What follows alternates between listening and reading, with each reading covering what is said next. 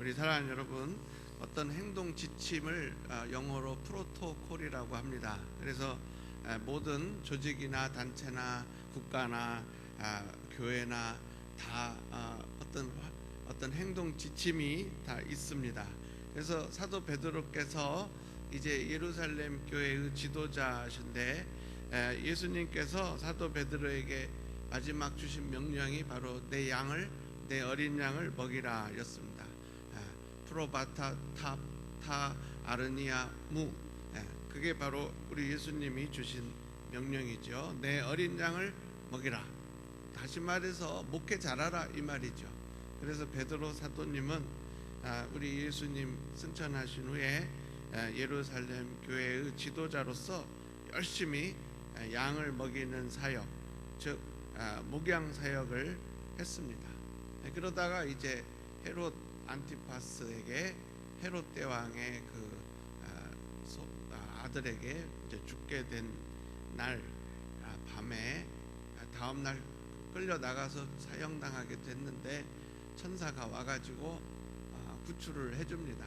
그렇게 해서 사도 베드로가 그 예루살렘에 있는 사도들이 모인 집에 가가지고 결국 거기에서 교회의 지도권을 야고보 장로님에게 넘겨드리고 멀리 떠나버립니다. 그렇게 해서 베드로 사도님께서 지금의 터키로 전도 유랑 생활을 떠나게 되는 거죠.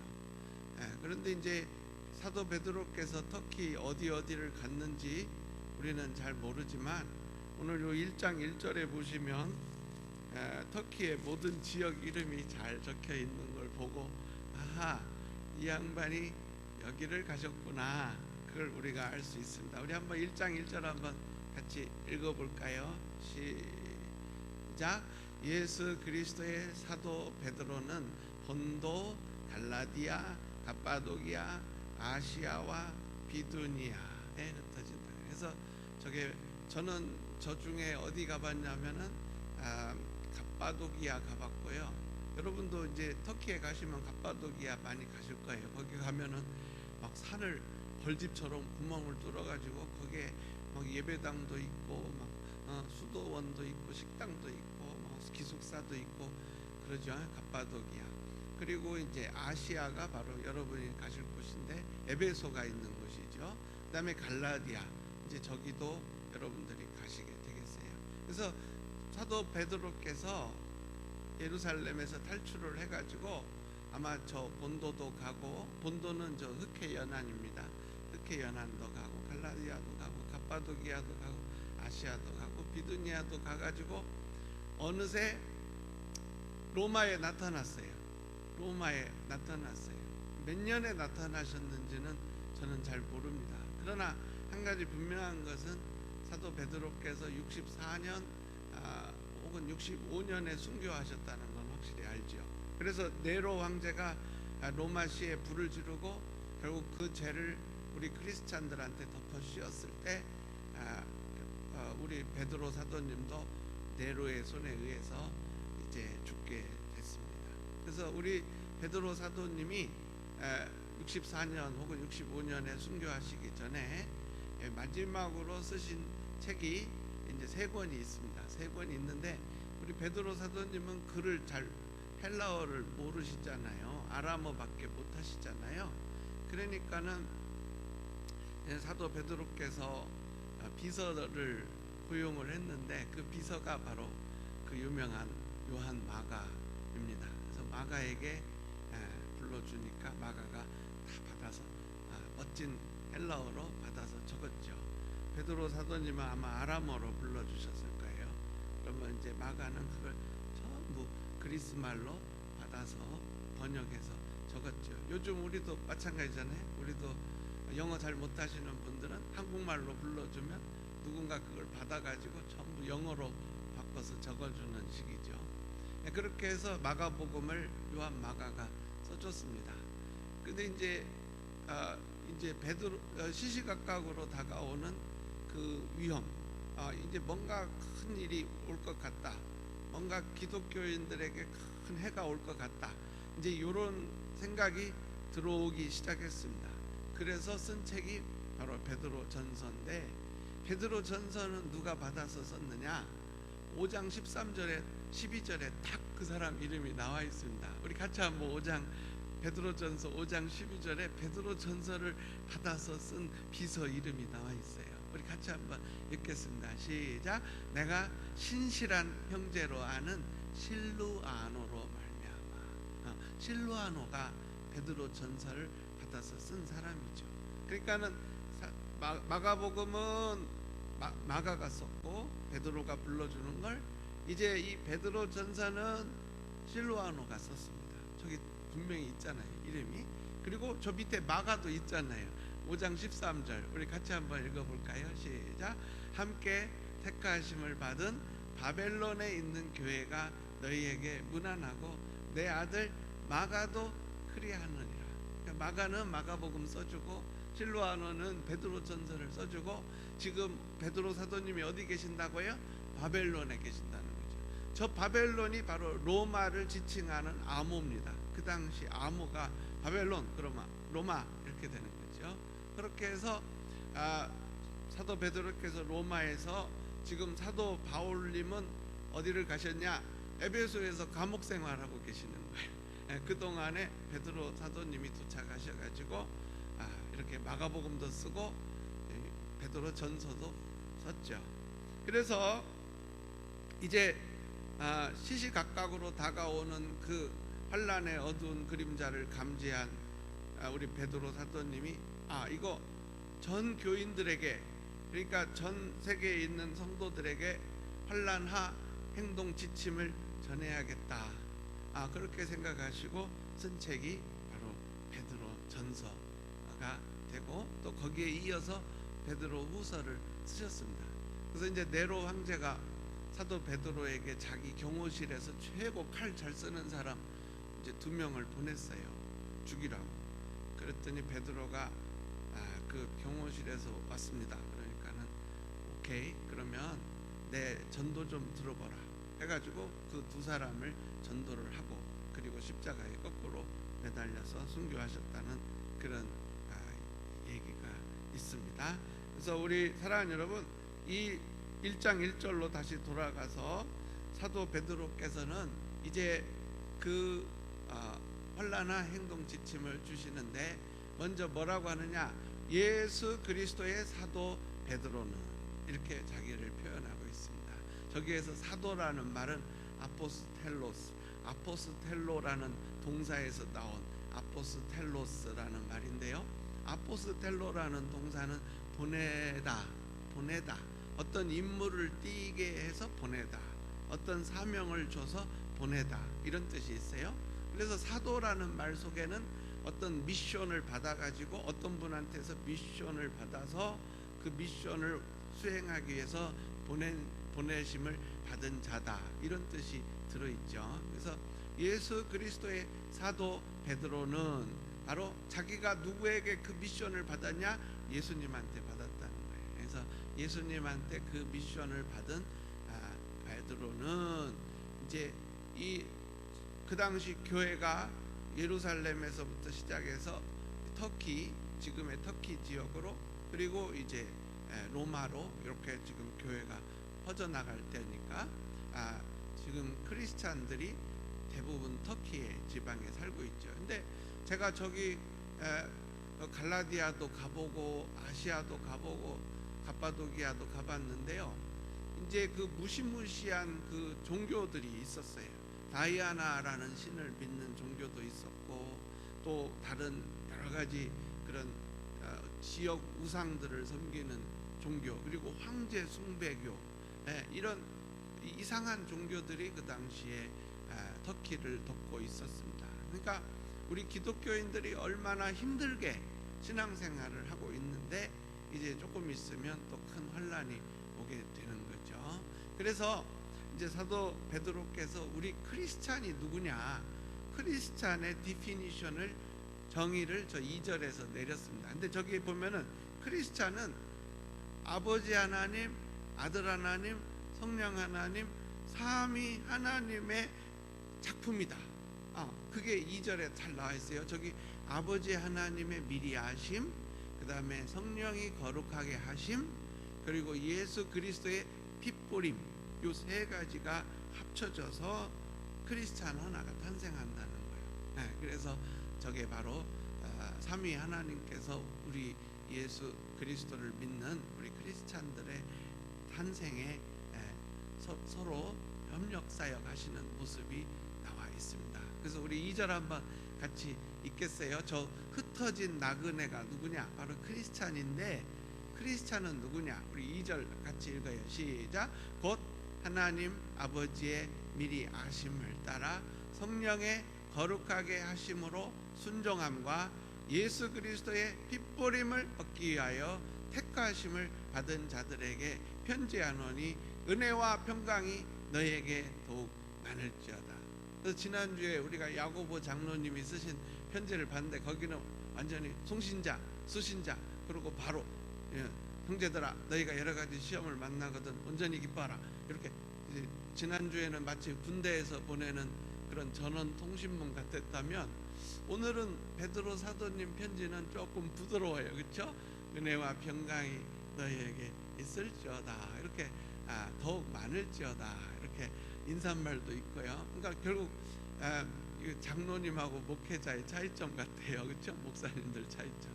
그래서 이 베드로는 목회자로서 이렇게 목양하는 그게 이렇게 몸에 밴 것 같아요. 그래서 은혜와 평강이, 그래서 은혜와 평강, 저게 grace and peace입니다. grace and peace. 그래서 이 은혜는 우리가 이제 설교 끝나고 예배 끝나고 축도할 때, 이제는 지금은 우리 주 예수 그리스도의 은혜와 그러잖아요. 그래서 은혜라는 게 뭐냐? 바로 예수 그리스도를 우리가 믿게 되고, 그 예수 그리스도의 그 보혈의 공로로 우리가 구원받고, 이 모든 거 그게 다 은혜죠. 그래서 그 예수 그리스도로부터 오는 은혜. 그다음에 평강이 뭐냐면은, 저 평강은 이제 하나님과의 샬롬인데요. 우리가 하나님과의 바른 관계 속에서 오는 내세에 대한 소망이 평강입니다. 그러니까는 우리가 천국에 대한 확실한 소망만 있으면 어떤 환난이 와도 평강 속에 있게 되는 거죠. 그래서 저 첫 번째 은혜는 구원의 은혜고, 두 번째 평강은 천국 간다는 확신 속에서 오는 마음의 평강입니다. 그래서 우리 사랑하는 여러분, 이제 오늘 사도 베드로께서 이 교회, 이 전체 교회에 어떤 명령을 주셨는가, 어떤 환난과 행동 지침을 주셨는가, 우리 같이 한번 보면은, 결국 하나님에 의해서 미리 아심, 다시 말해서 예정이죠. 예정 받았고, 그리고 성령의 거룩하게 하심. 결국 우리가 이제 성령을 받잖아요. 그때 우리 안에 이제 예수님이 확실히 믿어지잖아요. 그래서 그리고 예수님의 핏뿌림, 십자가의 보혈의 공로로 우리가 죄사함을 다 받잖아요. 그렇게 해서 정말 은혜와 평강 속에서 살아가는 우리에게 환난이 온다는 거예요. 이렇게 삼위 하나님께서 합작해서 만들어낸 우리지만, 우리가 인생을 사는 동안에 우리에게 시험이 온다는 거죠. 그래서 1장 6절 보시면 이제 사도 베드로께서 시험이 온다. 우리 같이 한번 읽겠습니다. 그러므로 너희가 이제 여러 가지 시험으로 말미암아 잠깐 근심하게 되지 않을 수 없으나 오히려 크게 기뻐합니다. 그래서 저도 이제 요즘 이렇게 우리 성도님들 많이 이렇게 사고를 당하시고, 우리 서희원 권사님도 정말 너무너무 위험했잖아요. 누군지는 모르지만 젊은이가 트럭을 타고 빨간불인데 그냥 훅 온 거예요. 빨간불인데도 그냥 직진해서 온 거예요. 근데 이제 여기서 레프턴 하는데, 이렇게 레프턴 하는데 그냥 확 와서 받은 거죠. 레프턴 하는 서 권사님 그 밴을 저쪽에서 직진해 가지고 와가지고 빨간불인데 꽝 받은 거예요. 그러니까 요새 사람들이 얼마나 막 조급한지요, 폭력적인지요. 빨간불도 소용없어요. 나는 간다 이거죠.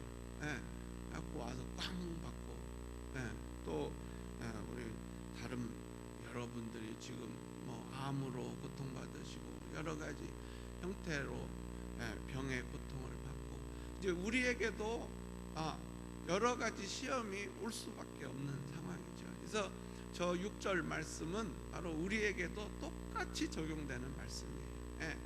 너희가 이제 여러 가지 시험으로 말미암아 잠깐 근심하게 되지 않을 수 없으나. 그래서 지금 뭐 이제 산안드레아스 폴트에서 지진이 큰 것이 온다. 만약에 그런 게 올 때 우리는 어떻게 그런 걸 미리 대처할 수 있는가? 결국 천재지변이 났을 때 우리 교회는 어떻게 우리가 지금부터 준비할 것인가? 또 어떤 미국에 갑자기 무슨 정치적으로 기독교인을 탄압하는 일이 일어났을 때 우리가 어떻게 그 탄압 속에서 신앙생활을 할 것인가? 이제 이게 6절에 나와 있는 거죠. 그런데 그런 시험을 당할 때 우리는 어떻게 해야 한다고요? 오히려 크게 기뻐한다. 이게 사도 베드로님의 이제 그 논지입니다. 베드로 전서를 쓰신 thesis, 논지죠. 논지는 시험을 당할 때 우리는 크게 기뻐한다. 근데 왜 기뻐하느냐?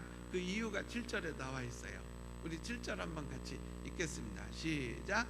너희 믿음의 확실함은 불로 연단하여도 없어질 금보다 더 귀하여 예수 그리스도께서 나타나실 때 칭찬과 영광과 존귀를 얻게 할 것입니다.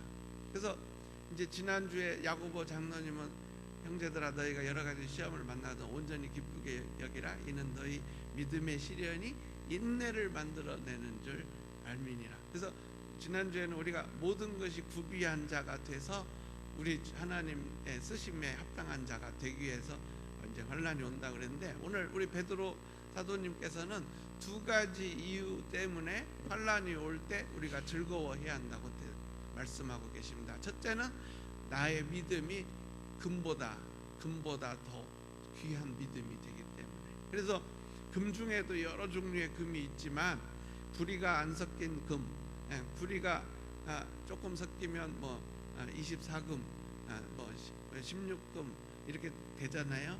근데 진짜 좋은 금은 99.9999% 금, 이제 그걸 솔리드 골드라고 하죠. 정금.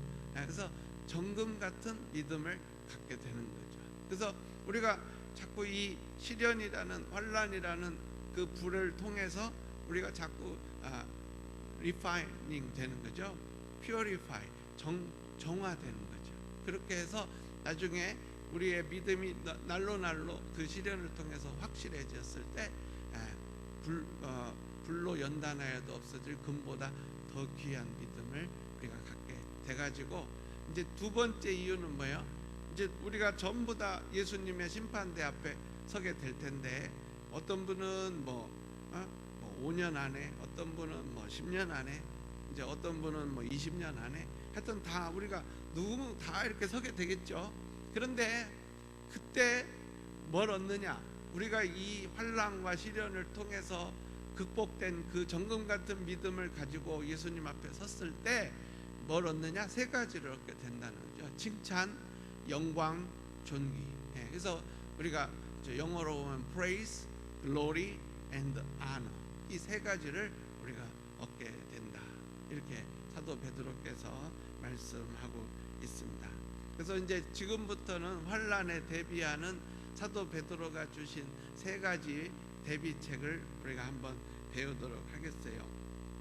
사도 베드로께서는 이제 13절에서 환난에 대비하는 방법을 말씀하고 있습니다. 첫 번째, 우리 같이 한번 환난 대비책 넘버 1 우리 같이 한번 읽어요. 시작. 그러므로 너희 마음에 허리를 동이고 근신하여 예수 그리스도께서 나타나실 때 너희에게 가져다 주실 은혜를 온전히 바랄지어다. 저기 나오는 동사가 뭐예요? 근신하라죠. 근신하라. 그래서 근신하라. 그래서 이 근신하는 게 도대체 뭐냐? 바로 마음의 허리를 동이는 것이다. 마음의 허리를 동인다는 게 뭘 의미하냐?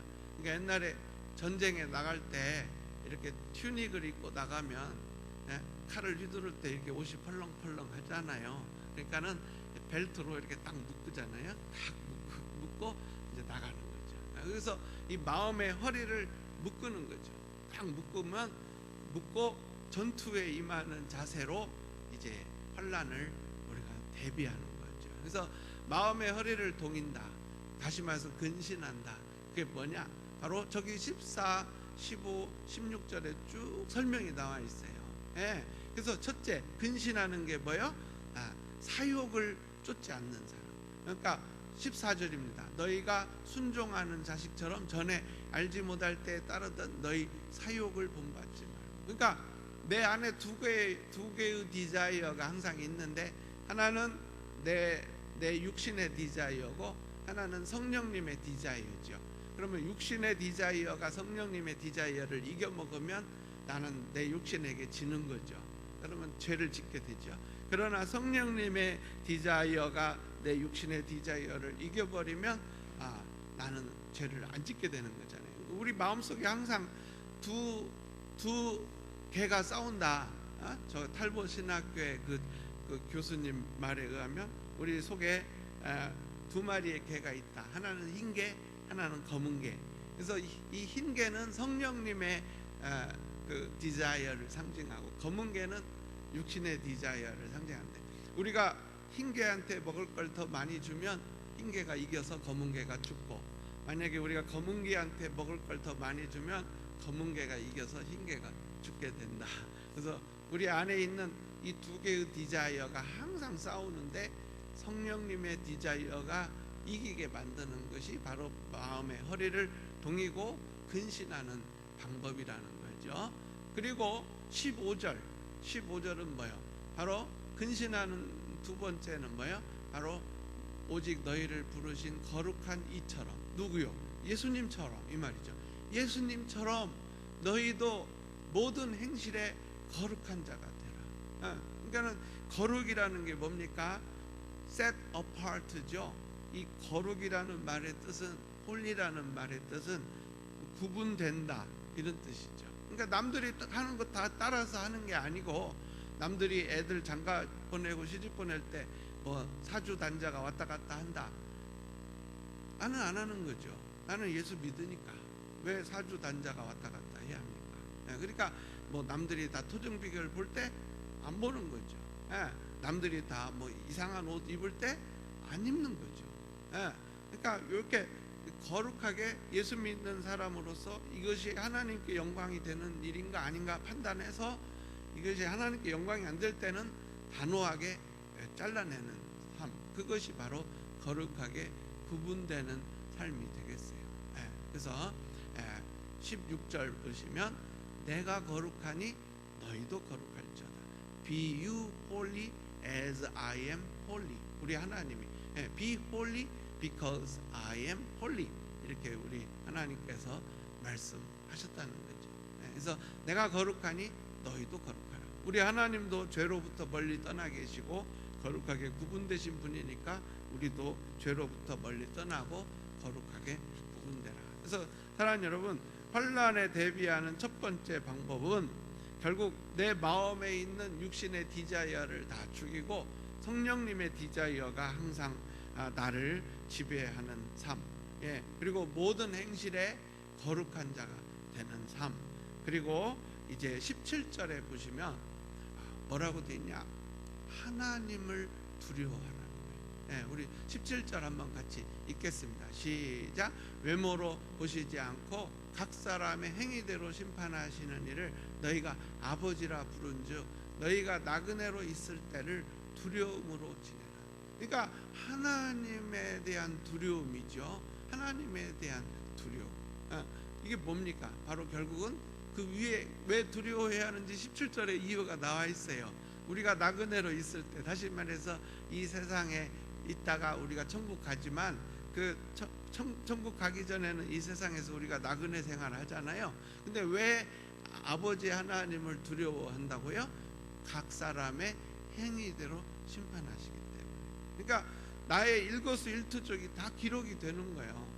나의 행위록이 있어가지고 비디오 카메라 요새 이렇게 요새 이런 코스코나 이런 데 가면 샘스클럽 이런 데 가면 비디오 카메라가 자취를 감춰버렸어요.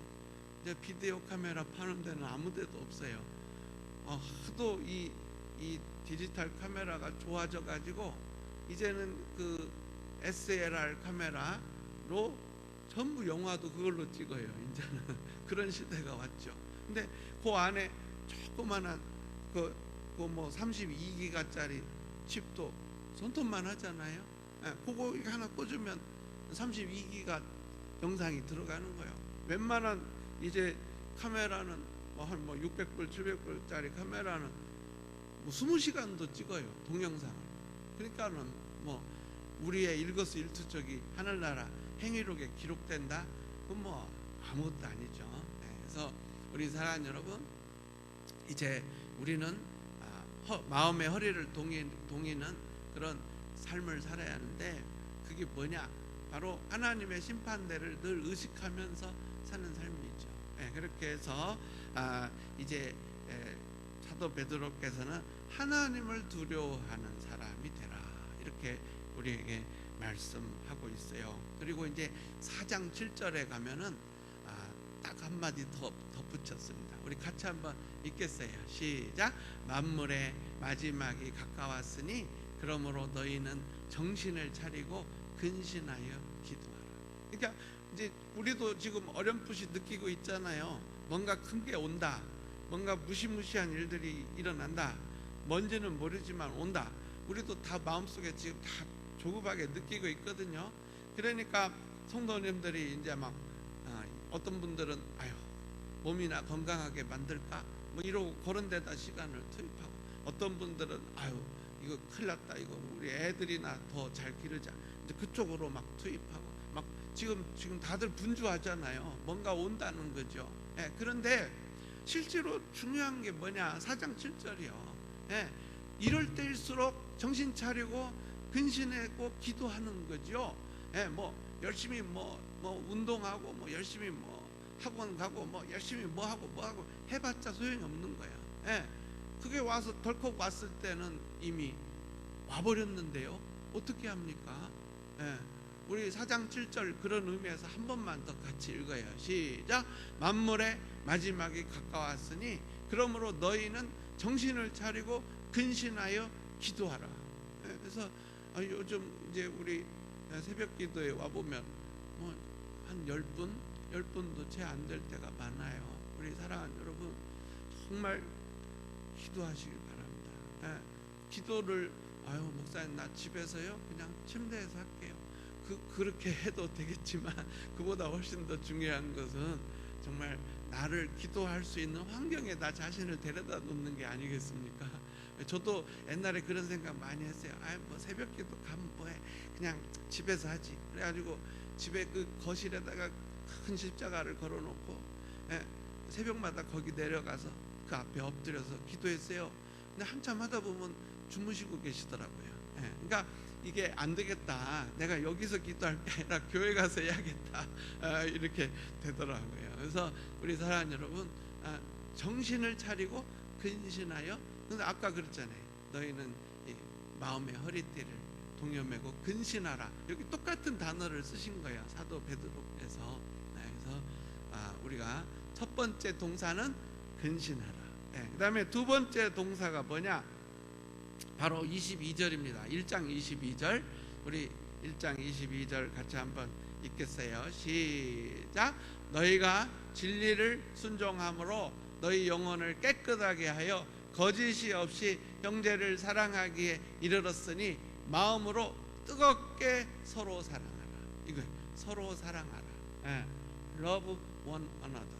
이게 환난이 다가올수록 우리가 해야 할 일입니다. 환난이 다가올수록 서로 싸우라, 서로 분열하라, 이게 아니고 우리가 환난이 다가올수록 서로 사랑해야 하는 거예요. 그래서 정말 이 사랑하는데 저기 앞에 또 하나가 더 붙었어요. 부사가 붙었어요. 어떻게 사랑하래요? 뜨겁게 사랑하래요. 여기 영어로는 deeply라고 돼 있죠. deeply. 그래서 뜨겁게 사랑하는데 from the heart, 마음으로부터. 그래서 이게 마음으로부터라는 말이 뭐냐? 사랑하는데 거기에 어떤 반대급부를 바라지 않는 사랑, give and take의 사랑이 아닌 진짜 그냥 아낌없이 주는 사랑, 그걸 성도들끼리 서로 하라는 거예요. 그게 바로 우리 교회가 앞으로 오게 될 여러 가지 환란들을 이겨낼 수 있는 가장 중요한 준비가 서로 사랑하는 거죠. 그래서 이번에도 우리 서 권사님이 다치셨는데 금요 찬양 예배 때 이제 왜 안 오시나, 뭐 이 양반이 전화 안 할 뿐이 아닌데 막 이제 우리가 그랬는데 결국 나중에 그 전화가 건영이한테서 왔잖아요. 사고 났다고. 이제 우리 전도사님 문자로 이제 받고 전화로 받고 해갖고 아이고 사고 났구나. 근데 이제 우리가 예배 중간에 합심 중보기도를 했죠. 아무 탈 없게 해달라고. 그리고 예배 끝나자마자 온 성도가 그날 금요 찬양 예배 오셨던 분들이 다 일렬로 쭉 차를 몰고 병원으로 찾아갔잖아요. 그래서 응급실에 두 명씩 짝지어서 들어가서 기도해주고. 근데 나중에 알고 보니까 그 목뼈 세 군데가 부러졌는데 그 크랙이 전부 신경 다발을 비껴서 끊어지는 거 있죠. 그러니까는 이게 그 절체절명의 순간에도 천사들이 와가지고 그 신경을 못 건드리게, 만약 신경이 끊어지면 이제 하반신 마비가 되는 거잖아요. 그러니까 이게 얼마나 그 우리의 그 중보기도, 우리의 사랑의 중보기도, 우리가 서로 사랑하고 이렇게 하는 게 정말 중요한 거죠. 그래서 우리 그런 의미에서 22절 한 번만 더 같이 읽어요. 환난과 행동 지침 넘버 2입니다. 시작. 너희가 진리를 순종함으로 너희 영혼을 깨끗하게 하여 거짓이 없이 형제를 사랑하기에 이르렀으니 마음으로 뜨겁게 서로 사랑하라. 그래서 내 옆에 있는 분을 위해서 희생을 하는 그런 사랑을 하시길 예수님 이름으로 축원합니다. 그 다음에 4장 8절에 보면은 또 하나의 사랑의 방법이 나와 있어요. 오늘 그냥 베드로 전서가 다 끝나는 것 같은데 하여튼 4장 8절 우리 같이 한번 읽겠습니다. 시작. 무엇보다도 열심으로 서로 사랑할지니 사랑은 뭐한대요? 허다한 죄를 덮네요. 저 보라색 글씨가 뭘 의미하는지 아세요? 용서라는 두 글자가 되는 거예요. 그러니까 내가 정말 저분을 사랑한다 그러면 용서가 있어요. 알았죠? 용서하시기를 바랍니다. 사랑은 허다한 죄를 덮느니라. 뭐 이것저것 따져가지고 뭐 이러면 안 돼요. 이게 이러면 안 돼요. 그냥 이렇게 용서해 줘야죠. 그래서 예수님한테 베드로랑 요한이랑 가서 물어보잖아요. 예수님 몇 번 용서해 줄까요? 3번이요? 그러니까 우리 예수님이 no 70번에 7번 490번이다. 근데 어떻게 우리가 490번을 카운트 하겠습니까? 그냥 그게 무슨 뜻이요? 그냥 끝없이 용서해 주라 이 말이죠. 그래서 저것이 바로 사랑의 방법입니다. 하나는 희생하는 거고 하나는 용서하는 거죠. 그래서 우리 한번 크게 한번 외칩시다. 희생하고 용서하자. 시작. 희생하고 용서하자. 이게 사랑의.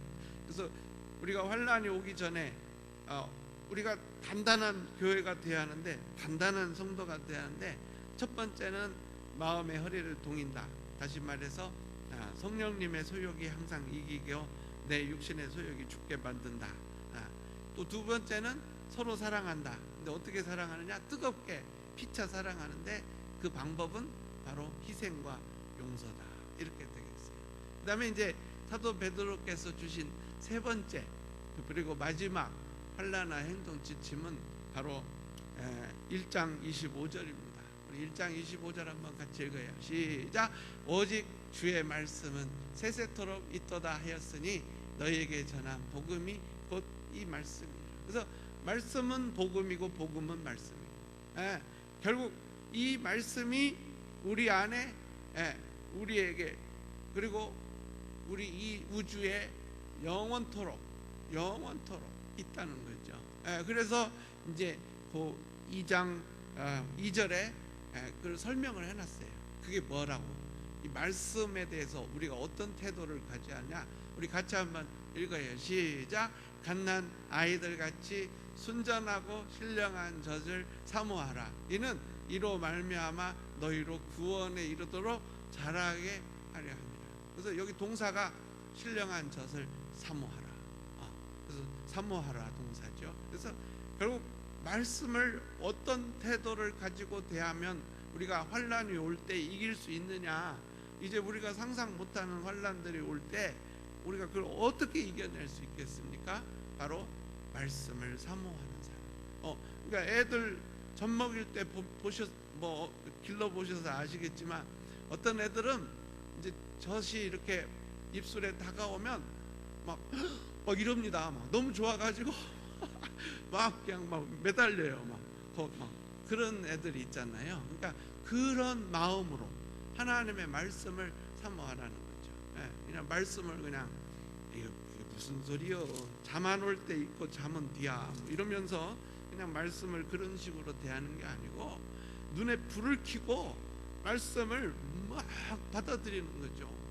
말씀을 그냥 앉은 자리에서 그냥 마태복음만 1장만 읽으려고 그랬는데 정신 차리고 보니까 다 읽었다. 저는 옛날에 그랬어요. 그냥 마태복음 성경 어느 한 장만 읽으려고 앉았는데 정신 차리고 보니까 하루가 다 가버려. 그런 적이 많았어요. 그러니까 그렇게 말씀을 사모하는 거죠. 갓난 아이들 같이 순전하고 신령한 젖을 사모하라. 왜? 어떻게? 왜?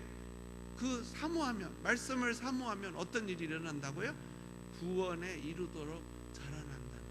저기에 보면은 이 구원이 두 가지가 있는 걸 알 수 있어요. 하나는 우리가 예수님 믿을 때 성령님이 쑥 들어오실 때 받는 그 구원이 있고요.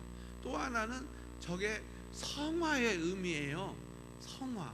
그러니까 저걸 진짜 구원으로 착각하면 안 되고 저게 너희로 성화. 그래서 성화가 어느 정도까지 되냐? 예수 그리스도의 장성한 분량까지. 그렇게. 그래서 우리가 조금 용어를 잘 이해하시길 바랍니다. 그래서 이제 말씀을 맺겠습니다. 우리 사랑하는 여러분, 이제 베드로 전서와 후서를 쓰시고 베드로 사도님은 AD 64년 로마에서 순교하셨습니다. 이제 우리가 이 천국에 가면 분명히 베드로 사도님을 만나게 됩니다. 그래서 우리는 베드로 사도의 그 말씀대로 환난을 대비하는 사람들이 되어야겠는데 지금 우리 주변에는 점점 환난의 조짐들이 보이고 있습니다. 그런데 왜 우리는 자꾸 이 환난이 오는 걸 알면서도 우왕좌왕하고 이렇게 비틀거리고 있을까요? 그게 있어요. 그 이유가 있어요. 왜 모이는데 더 힘쓰지 않고 왜 기도 생활을 소홀히 하고 왜 이렇게 분주해지기만 할까요? 그것은 우리의 죄 때문에 그런 거예요. 우리의 죄가 점점 쌓이기 때문에 그런 거예요. 그래서 우리 사랑하는 여러분, 이 문제를 해결해야 합니다. 이 상태로 가서 쾅 부딪히면 어떤 일이 일어날지 몰라요. 지금 우리가 단단하게 딱 마음의 허리를 동이고 근신하고 정말 서로 열심히 사랑하고 말씀을 사모하고 딱 무장한 채로 가서 꽝 부딪혀야지. 지금 이 상태로 가서 꽝 부딪히면은 큰일 납니다. 근데 첫째가 뭐냐? 바로 라디컬 홀리니스예요. 급진적인 거룩. 우리가 그냥 슬렁슬렁 거룩을 이루려고 하면 안 돼요. 지금 급진적인 회개가 필요한 시대가 왔습니다. 그래서 하루를 이렇게 5분 단위로 잘라서 회개하시기 바랍니다. 매 5분마다 점검하세요. 내가 죄를 지었나 안 지었나. 회개하시고 또 회개하시고. 지금 굉장히 심각한 상태예요. 그 다음에 내 이웃과 우리 교회 또 내 자녀들, 가족들, 친지들을 위해서 희생하는 사랑을 보여주시길 바랍니다. 이거 굉장히 중요하죠. 꼭 내 가족에만 국한된 사랑이 아니고 내 성도님들을 향한 희생적인 사랑을 펼치시기를 예수님 이름으로 간절히 부탁드립니다. 그리고 마지막으로는 정말 말씀을 사모하시길 바래요. 그냥 교회에서 무슨 말씀 통독을 한다, 뭐 말씀 묵상을 한다, 뭐 경건 훈련을 한다. 그러면 그냥 오시길 바랍니다. 다른 스케줄을 다 정리하시고 딱 오셔서 들으시면 그냥 말씀을 듣는 가운데 암도 떠나가고 병도 떠나가고 모든 걱정 근심 다 떠나가고 치료가 임하는 것을 많이 경험하시게 될 거예요. 그래서 말씀을 사모하시길 바랍니다. 그래서 환란이 언제 올지 모르지만 환란에 대한 가장 중요한 대비책은 준비된 사람이 되는 저와 여러분 되시길 예수님 이름으로 축원합니다. 우리 기도하시겠습니다. 아버지 하나님, 사도 베드로께서 이렇게 환란에 대한 대비책 3가지를 우리에게 주셨습니다. 첫째는 근신하라, 둘째는 사랑하라, 셋째는 사모하라 였습니다. 아버지 하나님, 우리가 정말 그 마음의 허리띠를 동이고 근신하게 하여 주시옵소서. 우리 교회가 서로 피차 뜨겁게 사랑하게 하여 주시옵소서. 아버지 하나님, 우리 성도님 한 분 한 분이 어린아이가 엄마의 젖을 사모하듯이 말씀을 허겁지겁 사모하는 우리 모두가 되게 하여 주시옵소서. 그래서 이제 언제 올지 모르는 그 환란이 밀어 닥칠 때 우리 교회는 잘 훈련된 군사들처럼 아무런 충격 없이 그 환란을 잘 통과해 나가는 우리 교회가 되게 하여 주시옵소서. 감사드리며 주 예수님 이름으로 기도드리옵나이다. 아멘. 우리가 하나님께 영광의 박수 한번 올려드리겠습니다. 할렐루야. 감사합니다.